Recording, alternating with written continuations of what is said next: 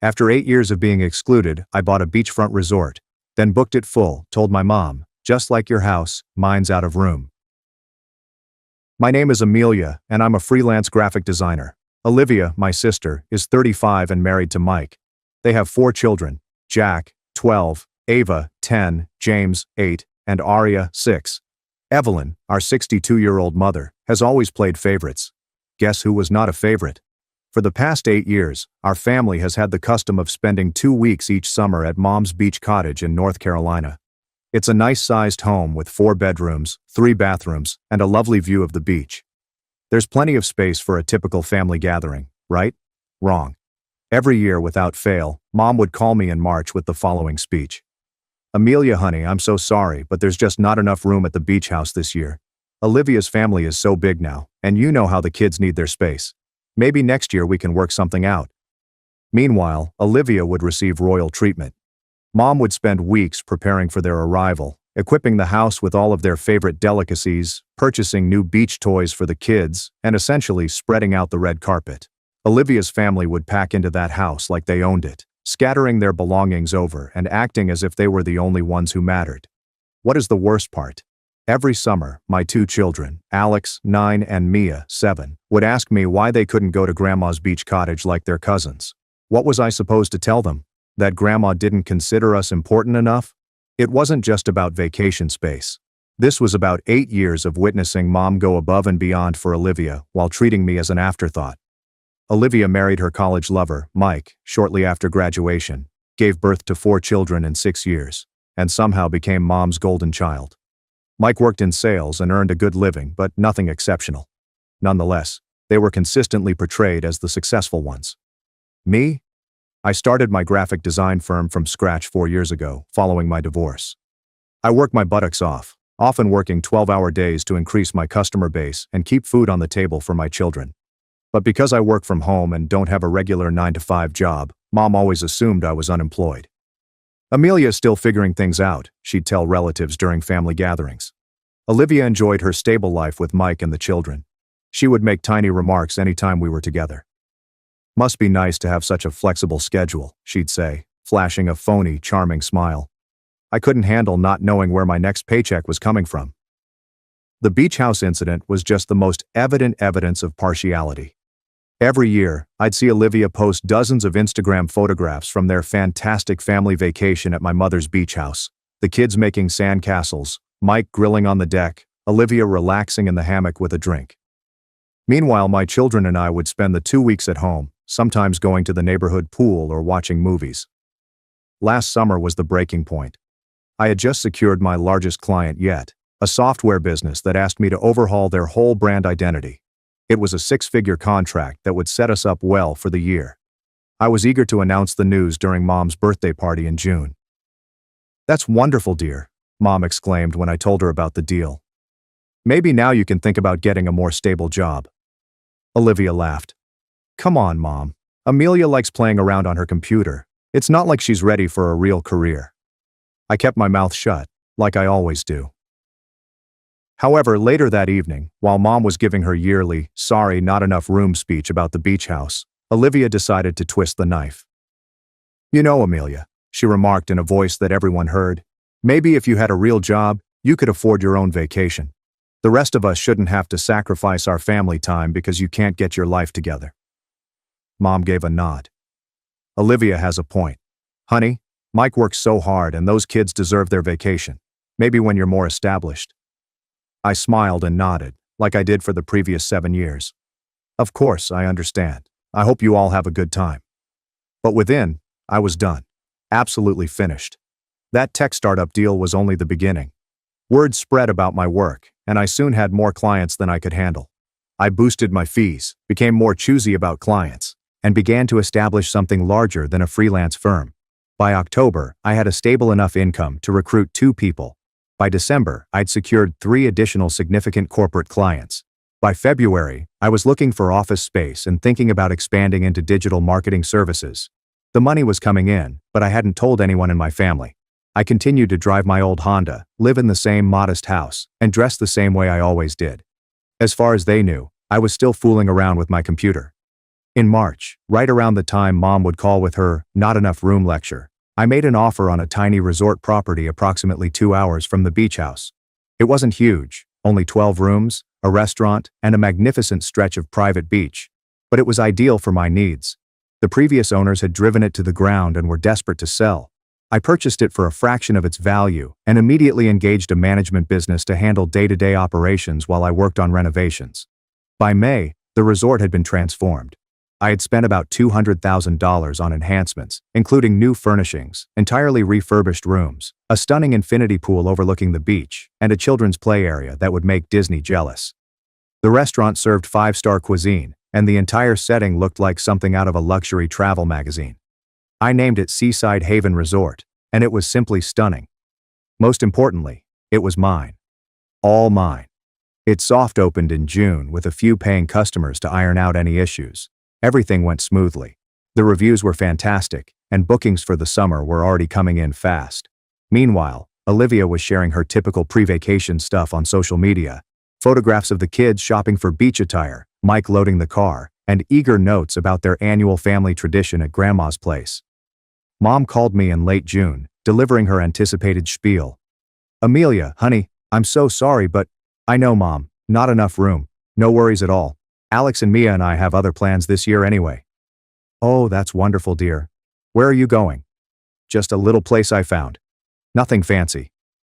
In the first week of July, I drove to Seaside Haven with my children. I had reserved us the greatest suite in the hotel, a 2-bedroom beachfront room with a private balcony and direct beach access.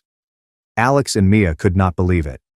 "Mom, this place is incredible," Mia exclaimed as she ran around the suite.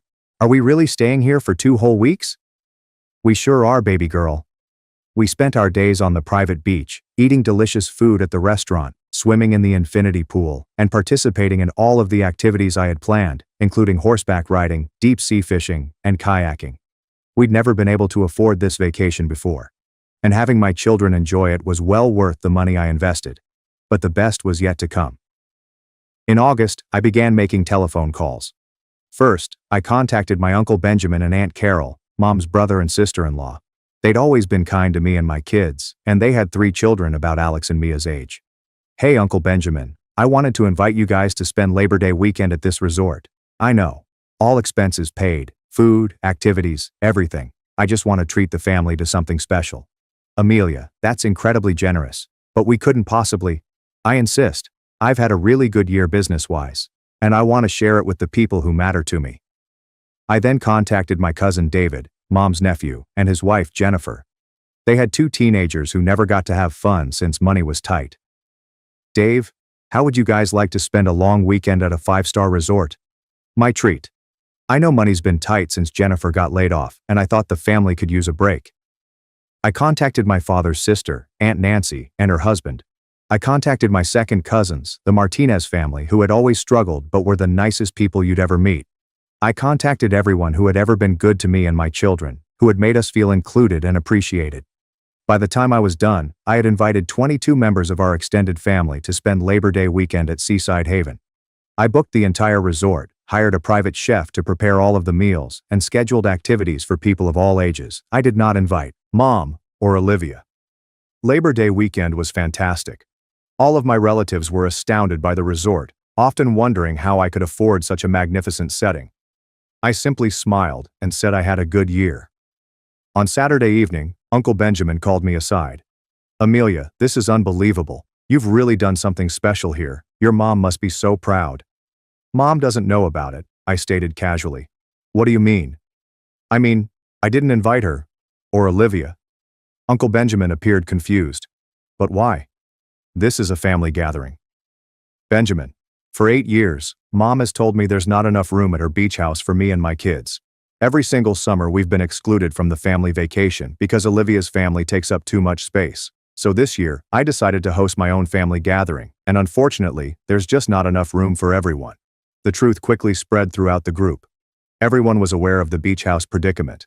They had heard Mom's justifications and Olivia's remarks over the years. Some of them had even quietly questioned Mom why I wasn't included in the summer vacation.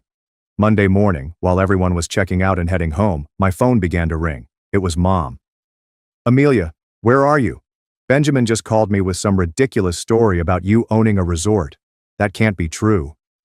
It's true, Mom. What? How is that possible? You don't have that kind of money. Apparently I do. There was a prolonged pause. Amelia, I'm confused. If you could afford something like this, why didn't you tell us? Why didn't you invite us? You told me there wasn't enough room at your beach house. I'm telling you there's not enough room at my resort. That's completely different. The beach house is what, Mom? Not big enough for everyone? Well, guess what? Neither is my resort. But Amelia, we're family. Funny how you remember that now. I hung up. 20 minutes later, Olivia called. What the hell is wrong with you? She exclaimed into the phone. Mom is crying her eyes out. How could you do this to us? Do what, Olivia? Have a family gathering? I thought you'd be happy. You always said I should be more successful. You know what I mean. You deliberately excluded us. The way you excluded me and my kids for 8 years. That was different. The beach house really isn't big enough for everyone. And my resort really isn't big enough for everyone either. Funny how that works. This is petty and vindictive. Amelia, you're better than this. No, Olivia, I'm exactly this. I'm tired of being treated like the family failure when I work twice as hard as anyone else. I'm tired of watching my kids get left out because you decided your family matters more than mine. The weeks that followed were really intense. Mom contacted me every day, sometimes crying, sometimes angry, and she always demanded to know why I was punishing them. I raised you better than this, Amelia. This isn't how family treats each other. You're right, Mom. Family doesn't treat each other the way you've treated me for the past 8 years. I never excluded you. There genuinely wasn't enough room. There was room, Mom. You just chose to give it all to Olivia. Every year you chose her family over mine. Every year you made my kids feel like they didn't matter. Did you think I wouldn't notice? Did you think they wouldn't notice? Olivia took a different strategy. She began telling other family members that I was harsh and nasty, hurting innocent children because of a perceived insult. But the family members who had attended the resort weekend knew the truth. They had heard Mom's excuses and Olivia's criticisms for years. They had seen me grin and nod despite being constantly excluded from family gatherings. Uncle Benjamin really called Mom and informed her that she owed me an apology. Evelyn, that girl has been nothing but gracious for years while you've treated her like a second-class family member. Now she's more successful than any of us, and she's sharing that success with people who actually appreciate her. Aunt Carol backed him up. The way Olivia talks to Amelia is appalling. Evelyn, I've heard her make those comments about Amelia's job, and it's mean-spirited. Amelia has every right to celebrate her success with people who support her. The resort was thriving. The Labor Day weekend had produced fantastic word of mouth, and I was scheduled solid throughout the fall. I hired more employees, extended the restaurant's hours, and began planning winter improvements to include a spa. My graphic design firm was also prospering. The success of the resort had given me more confidence in other aspects of my life. I was charging higher rates, taking on larger projects, and my reputation in the sector was gradually improving. Alex and Mia were also flourishing. They were happy of what I had accomplished, glad that we could now afford the wonderful things their cousins took for granted. More significantly, they were learning that hard effort pays off and that you don't have to put up with horrible treatment simply because someone is family. Thanksgiving was approaching, and it was traditionally celebrated at Mom's house. She called me in early November.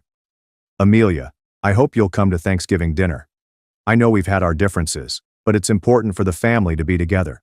Will there be enough room for everyone, Mom? Of course there will, don't be ridiculous. Interesting, your dining room table seats 8. Olivia's family is 6 people. You and Dad make 8. Where exactly are Alex, Mia, and I supposed to sit? We'll figure something out. We always do, right? Olivia's family gets the main table, and my kids and I get folding chairs in the kitchen. Thanks, but we'll pass. Amelia, you're being unreasonable. I'm being realistic. For the first time in my life, I'm being realistic about how this family works. Instead, I invited Uncle Benjamin and Aunt Nancy's families, as well as the Martinez family, to Thanksgiving dinner at the resort. We enjoyed a wonderful supper cooked by the chef. There was plenty of room for everyone, and the kids had fun on the beach after dinner. In December, Mom made another round of calls.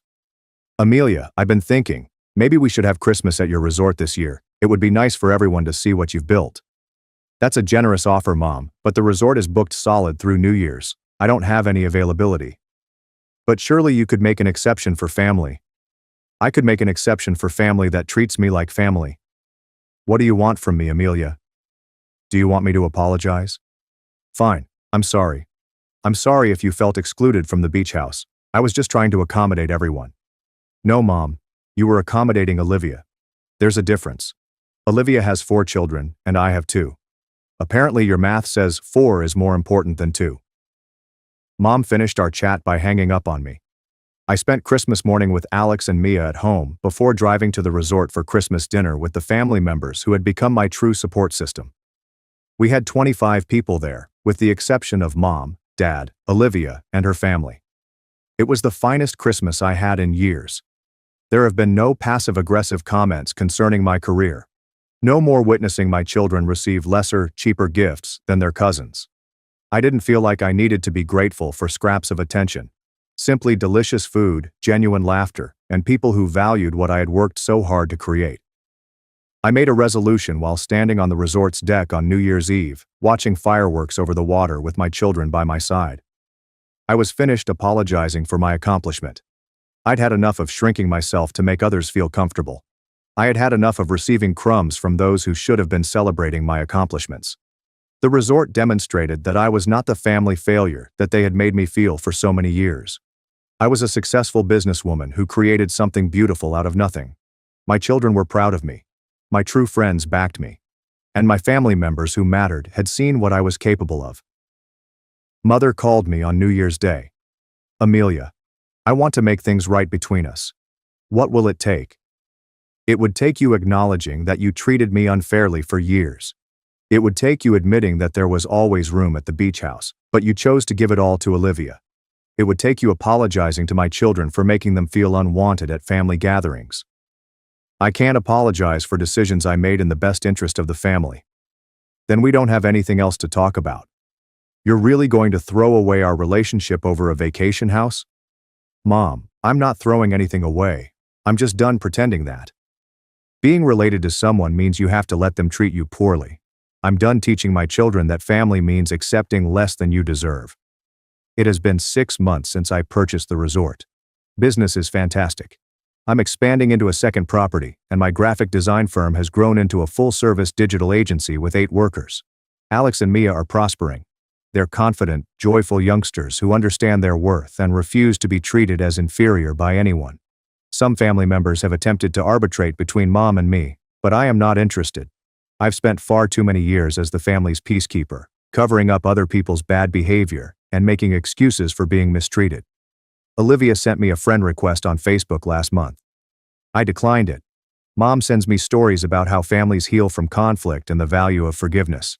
I delete them without having read them. By June, the resort was fully booked until September. I had waiting lists for every weekend, and corporate groups booked us for retreats months in advance. The success was overwhelmingly positive. Alex finished 4th grade with all A's, while Mia excelled in 2nd grade. They both joined the local swim team and made friends quickly. For the first time in years, they weren't wondering why they couldn't attend family reunions, or why Grandma didn't seem to like them as much as their cousins. Mom, Alex said one evening as we ate supper on the resort's veranda, Jack asked me at school why we don't come to the beach house anymore. Jack was Olivia's oldest kid, and he went to the same school as Alex. I was wondering when this conversation would come up. What did you tell him? I told him we have our own place now. He said it looked way cooler than Grandma's house when he saw the pictures on Instagram. I smiled. The resort had a great social media presence, and I posted frequently about activities, stunning sunset photos, and happy families enjoying their visits. It wasn't meant to be petty, but I'll be honest. It felt wonderful knowing Olivia undoubtedly saw every message. He asked if he could come visit sometime, Alex said. I told him I didn't know if his mom would let him. It stung a little. The kids were innocent in all of this, and Jack had always been nice to Alex and Mia, but I wasn't about to open that door. Rachel, the daughter of my cousin David, announced her engagement in July. The wedding was scheduled for October, and it would be the first major family gathering since everything had exploded. David called to personally invite me. Amelia, I know things are complicated with your mom and Olivia right now, but Rachel really wants you there. You've been so generous to our family, and she considers you one of her favorite aunts. Will Mom and Olivia be there? Of course. It's a family wedding, But Rachel specifically asked me to make sure you knew how much she wants you to come. She said, if anyone deserves to celebrate with a family, it's you. I thought about it for a week. Rachel was a beautiful girl who had always been kind to me and my children. She did not deserve to have her wedding day ruined by family strife. I'll be there, I assured David. But I'm bringing security. Security? Just one guy. Someone to make sure things don't get out of hand if Olivia decides to make a scene. The wedding was gorgeous. Rachel looked stunning, and the wedding was held in a beautiful vineyard approximately 1 hour from the city. I arrived with Alex and Mia, dressed to the nines. I purchased Mia a lovely navy blue frock and Alex a crisp little suit. They looked like they belonged at any upscale occasion. Mom noticed us instantly during cocktail hour. She approached with caution, as if she didn't know what to expect. Amelia, you look wonderful. The kids have grown so much. Thank you. How have you been? I heard the resort is doing very well. It is. She waited for me to elaborate, but I did not. After a few awkward seconds, she attempted again. I've been thinking a lot about our conversation at Christmas. Maybe we could talk sometime soon. Maybe. Olivia appeared at Mom's shoulder, appearing as if she'd rather be somewhere else. Hi, Amelia. Olivia. The kids look nice, she observed, staring at Alex and Mia, who were talking with their second cousins near the appetizer table. They do. The talk was painfully unpleasant. Other family members continued approaching our small group, evidently thinking we'd resolve things right there at the wedding. But I was no longer interested in making others feel comfortable at my expense. When dinner was served, I observed something intriguing. The seating arrangement had assigned me and my children at the main family table, directly between Uncle Benjamin's family and Aunt Nancy's family. Mom and Olivia sat at a separate table with Olivia's children and Mike. Rachel had made a decision that wasn't in Mom's favor. During the reception, Rachel approached me during the dancing section of the evening. Auntie, thank you so much for coming. I know things are weird with Grandma Evelyn right now. Your wedding day isn't about family drama, sweetheart. I'm here to celebrate you. I just want you to know that what you did with the resort weekend was amazing. Cousin David's family still talks about it all the time. They said it was the best vacation they'd ever had. I'm glad they enjoyed it. And I want you to know that I see how hard you work and what you've accomplished. Not everyone in the family gives you credit for it, but some of us do. Rachel's words meant more to me than she probably knew. Here was a 24-year-old with more emotional intelligence than persons twice her age. As the evening came to a close, Olivia cornered me near the bar. We need to talk, she continued, plainly drunk. No, we don't. Yes, we do. This has gone on long enough. You're tearing the family apart. I'm not tearing anything apart, Olivia. I'm just not participating in my own mistreatment anymore. Oh, please, mistreatment. You're being dramatic. 8 years, Olivia. 8 years of being told there wasn't room for my kids at family vacations. 8 years of listening to you make comments about my career and my life choices. 8 years of watching my children feel excluded while your kids got treated like royalty. Those weren't personal attacks. I was just being honest about your situation. My situation? You mean the situation where I built a 6-figure business from scratch while raising 2 kids on my own? That situation? Olivia's face turned red. You act like you're so successful now. But where was all this money when we were growing up? Why didn't you have a stable job when your kids were little? Because I was building something better than a stable job. I was building a business. I was investing in my future instead of settling for comfortable mediocrity. Comfortable mediocrity. I have a good marriage and 4 healthy kids. And I'm happy for you, but that doesn't give you the right to treat me like I'm less than you because I chose a different path. Olivia looked around to ensure no one was listening before leaning in. You want to know the truth? Mom was trying to protect you. She knew you couldn't afford to contribute to vacation expenses the way Mike and I could. She was trying to save you the embarrassment. I stared at her for a long time. Olivia, I offered to pay for my share of expenses every single year. Every year I told Mom I could cover food, utilities, whatever she needed. She never once asked me to contribute anything. That's not how I remember it. That's because you were never part of those conversations. You just assumed I was broke because it made you feel better about excluding me. Marcus, a lovely guy who does event security as a side company, appeared at my elbow. I'd asked him to keep an eye on things and intervene if any discussions were too hot. Everything okay here, Miss Amelia? Olivia seemed astonished. You really brought security to a family wedding? I brought insurance against drama. Looks like it was a good investment. I went away before she could reply. My phone began to ring early on Monday morning following the wedding. It was Uncle Benjamin. Amelia, I heard there was some tension at the wedding. Are you okay? I'm fine, Uncle Benjamin. Olivia had a few drinks and decided it was time for a heart-to-heart. David told me you handled yourself well. He also mentioned that you brought security. Just a precaution. I wanted to enjoy Emma's wedding without worrying about anyone making a scene. That's actually pretty smart. I might steal that idea for future family events. Uncle Benjamin's remark made me giggle, but it also got me thinking. Perhaps I wasn't the only one who became tired of walking on eggshells around certain family members. By October, I was actively hunting for a second property. My business partner, Robert Chen, a hotel management specialist who approached me after learning about Seaside Haven's success, had discovered a mountain retreat property in North Carolina that was ideal for development. The Mountain View Lodge was a 20-room hotel featuring a spa, meeting facilities, and breathtaking hiking paths. It was in foreclosure and required extensive renovations, but it had tremendous promise. Amelia, this could be the flagship property for a whole chain, Robert said to me as we toured the grounds. Seaside Haven proves you understand the luxury family market. This place could capture the corporate retreat and spa weekend market. I made an offer that week. While the lawyers finalized the acquisition deal, I concentrated on the holiday season at Seaside Haven.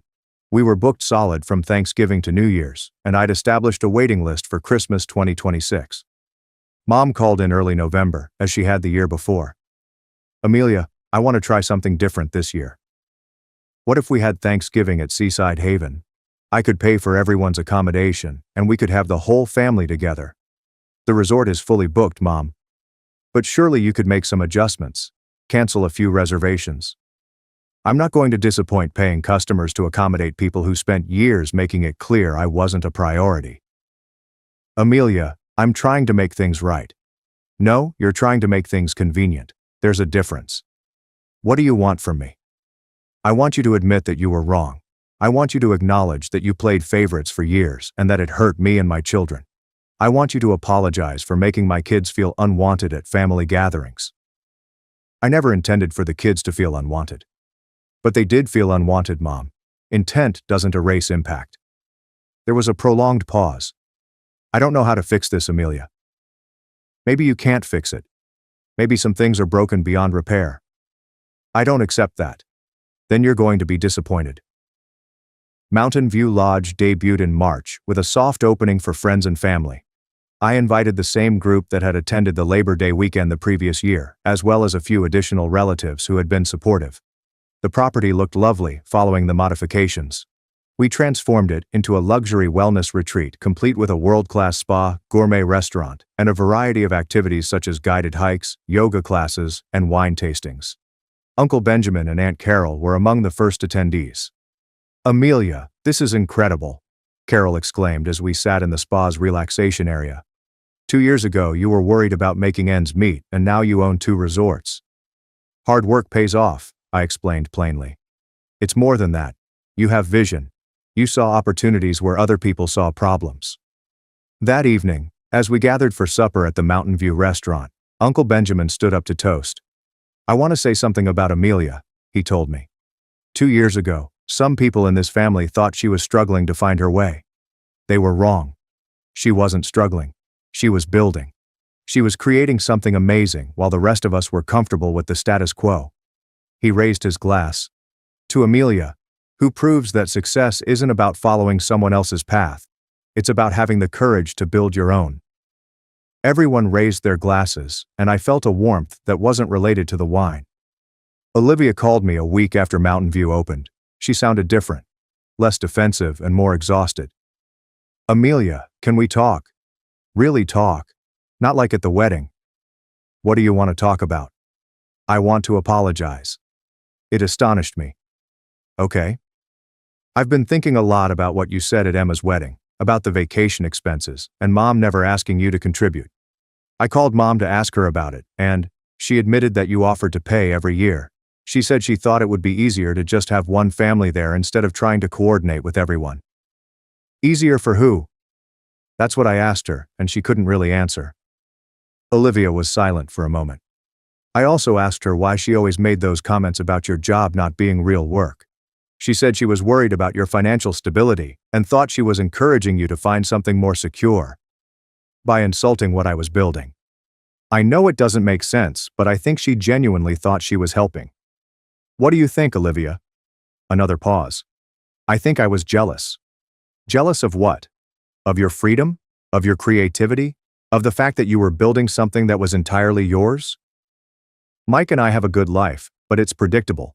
We do the same things every year, go to the same places, have the same conversations. You are creating something new. So, you decided to tear me down instead of supporting me. I decided to make myself feel better by convincing myself that what you were doing wasn't real success. It was easier than admitting that maybe I was playing it too safe. It was the most candid chat Olivia and I had ever had. I'm sorry, Amelia. I'm sorry for the comments about your job. I'm sorry for supporting Mom's decision to exclude you from vacations. And I'm sorry for making you feel like you weren't successful enough to deserve respect. Thank you for saying that. Is there any chance we could start over? Not go back to how things were, but maybe build something new? I thought about it. Maybe, but it would have to be different. I'm not going back to being the family member who accepts less just to keep the peace. I understand, and I respect what you've built. Both businesses are incredible. Thank you. Would it be okay if I brought the kids to visit Seaside Haven sometime, not as a family obligation, just as customers paying for a vacation? I'd be happy to have you as guests. But Olivia, things are different now. I'm different now. I know, and maybe that's a good thing. People usually say blood is thicker than water, but I've discovered that's not the whole story. The whole quotation reads, "The blood of the covenant is thicker than the water of the womb." The relationships you choose and cultivate are stronger than those you are born into. I choose to create a business, a life, and relationships with people that respect me. I decided to quit accepting less than I deserve simply because someone shares my DNA. Some could accuse me of being petty or vengeful. Perhaps I am. But after 8 years of being told there wasn't enough place for me and my children, I found something wonderful. There is always enough space when you create your own table. The seaside home can accommodate 8 persons comfortably.